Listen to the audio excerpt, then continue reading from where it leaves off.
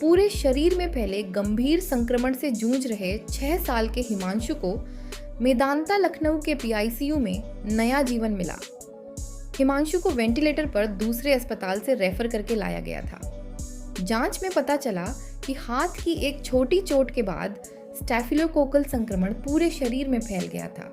फेफड़े, हृदय, हड्डी और रक्त वाहिकाएं तक प्रभावित हो चुकी थीं। डॉक्टरों के अनुसार ऐसे मामलों में मृत्यु का खतरा 70 से 80% तक होता है। पीआईसीयू की अगुवाई में डॉक्टर अतहर जमाल और डॉक्टर निकिता त्रिपाठी की टीम ने लगातार निगरानी की। जब दवाओं से फ़ायदा नहीं हुआ तो इंटरवेंशनल रेडियोलॉजी की मदद से संक्रमित थक्के को निकालने के लिए थ्रोम्बेक्टमी की गई। इसके बाद ऑर्थोपेडिक टीम ने हड्डी के संक्रमण की सर्जरी की। सही समय पर लिए गए फैसलों और मल्टी डिसिप्लिन टीम के प्रयासों से बच्चे की हालत में तेजी से सुधार हुआ। 48 घंटे में जीवन रक्षक दवाएं बंद कर दी गईं। करीब 4 हफ्ते वेंटिलेटर और 6 हफ्ते दवाओं के बाद अब संक्रमण पूरी तरह खत्म हो चुका है। डॉक्टर अतहर जमाल के अनुसार ऐसे जटिल केस में समय पर निर्णय और टीम वर्क ही जान बचाता है।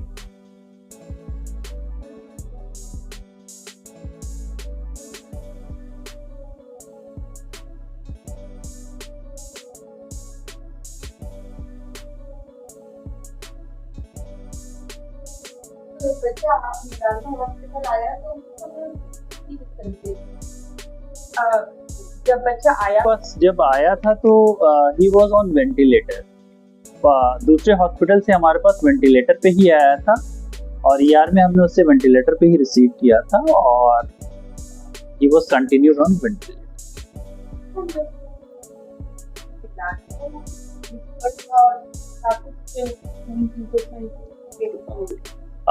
ये बच्चा करीब 3 हफ्ते तक वेंटिलेटर पे, 21 दिन तक वेंटिलेटर पे था और शुरू के 10 से 12 दिन में कुछ ऐसी स्थिति बनी थी, हमें लगता था कहीं ऐसा ना हो कि हम बच्चे को खो दें।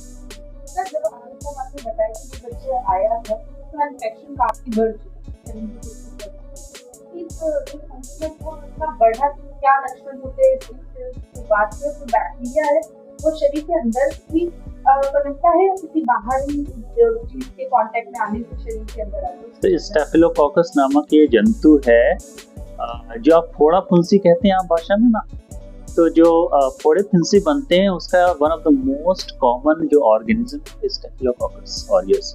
तो आप ये समझ लें कि छोटी मोटी अगर पैर में चोट लगी और वहाँ पे हल्का सा फुंसी बन गया, या आप अपनी बियर्ड को ट्रिम कर रहे हैं उस समय एक पस्ट्यूलर लीजन्स बन गया स्किन पे, या आपको चोट लगी और वहाँ पे जख्म में कोई इन्फेक्शन हो गया, तो स्टेफिलोकोकस ऑरियस जो है आमतौर पे एक्सटर्नल सोर्स से शरीर के अंदर इस रूप में आता है। तो ज्यादातर केस में तो ये फोड़ा फुंसी बनता है, लेकिन ये वहीं से डिसेमिनेट होके पूरे शरीर में फैल सकता है and it's a very bad bug to eliminate.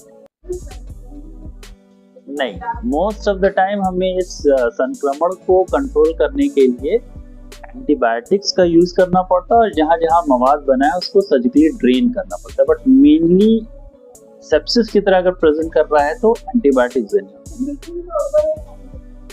ये डिपेंड करता है कि ये इन्फेक्शन शरीर के किस अंग को ग्रसित करता है, उस हिसाब से एंटीबायोटिक का ड्यूरेशन होता है। सिंपल फोड़ा फुंसी है तो मे भी आपको कुछ नहीं करना है, बस चीरा मार के उसको निकाल दें, मे भी 3 से 5 दिन एंटीबायोटिक है। निमोनिया हो गया तो 2 से 3 हफ्ते एंटीबायोटिक्स हो सकती है। ब्लड में चला गया ये तो और लंबा हो सकता है, बोन में चला गया तो 3 महीने तक। तो डिपेंड करता है कि शरीर का कौन सा अंग ग्रसित है, उस हिसाब से एंटीबायोटिक का ड्यूरेशन चाहिए। आपका ट्रीटमेंट चला और अभी उसकी क्या स्टेज है, बच्चे की किस तरीके से जो अपनी लाइफ में कर रहे हैं।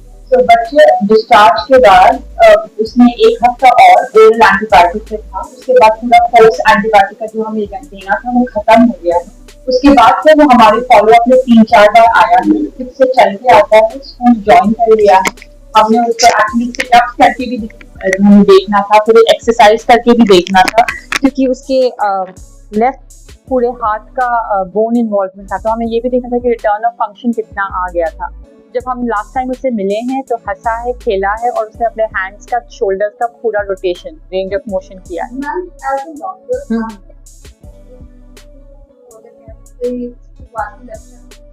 लोग पहचान ले ताकि इतना बड़ा ना हो पाए। देखिए जी, सबसे इम्पोर्टेंट बात है जब आपके बच्चे में फीवर आने लगता है तो you have to go to the right place, right paediatrician, और रिकग्निशन ऑफ साइन सिम्टम्स बहुत इम्पोर्टेंट है।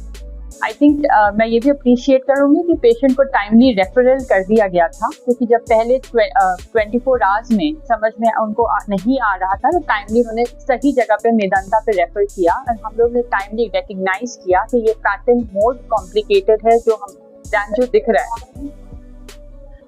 देखिए, हाँ, फीवर, खांसी, बच्चा बहुत ज़्यादा टायर्ड और लेथार्जिक हो रहा है। जब अपनी रूटीन, एक होता है आपने फीवर हुआ, आपने दवाई दी, फीवर सेटल हो गया, बच्चा रूटीन एक्टिविटीज़ में आ गया, बट बच्चा इन बिटवीन फीवर्स भी अगर लेथार्जिक है, बातचीत नहीं कर रहा है, अपनी जो बेसलाइन न्यूरोस्टेटस है उस पर नहीं आ रहा है, तो फिर उनको इमीडिएटली डॉक्टर को दिखाना चाहिए। चैनल देश पर दिन न्यूज़ को बेल आइकन दबाकर सब्सक्राइब, लाइक और शेयर जरूर करें।